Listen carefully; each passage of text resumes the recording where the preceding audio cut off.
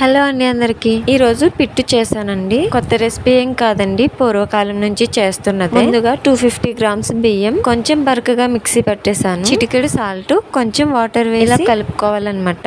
నూక మొత్తం తడి పొడిగా ఉంటే సరిపోతుందండి. నేను ఇప్పుడు ఆవిరి పట్టాలండి. ఇప్పుడు ఒక పాత్ర తీసుకొని 2 గ్లాసుల నీళ్లు వేసాను. నేను ఆయుకుడుంది తీసుకున్నానండి, ఇడ్లీ పాత్ర తీసుకోవచ్చు. ఒక క్లాత్ తడుపుకొని దాని మీద వేసి క్లాత్ లో ఈ నూకంతా వేసేసుకుని వీడియోలో చూపిస్తున్న విధంగా 4 వైపులా మడత పెట్టేసుకుని మూత పెట్టి 20 నిమిషాలు స్టీమ్ చేసుకోవాలండి. 20 నిమిషాల తర్వాత తీసి చూస్తే పలుకు ఉండకుండా బాగా మెత్తగా అయిపోవాలి. దీనిలోకి చిన్న కప్పుడు కొబ్బరి తురుము, అదే కప్పుతో 1 కప్పు బెల్లం వేసుకున్నానండి. మొత్తం అంతా కలిసేలా కలుపుకొని మరలా ఇంకొక 5 నిమిషాలు స్టీమ్ చేసుకోవాలి. పిట్టు రెడీ అయిపోయిందండి. పిట్టు నాకు చాలా ఇష్టం అండి. దీనిలో నెయ్యి వేసుకుని తింటే చాలా బాగుంటుంది. మీకు కూడా ఇష్టమేనా? సరదాగా కామెంట్ చేయొచ్చు కదా. కామెంట్ ఎలా ఉన్నా లైక్ చేయడం మర్చిపోకండి.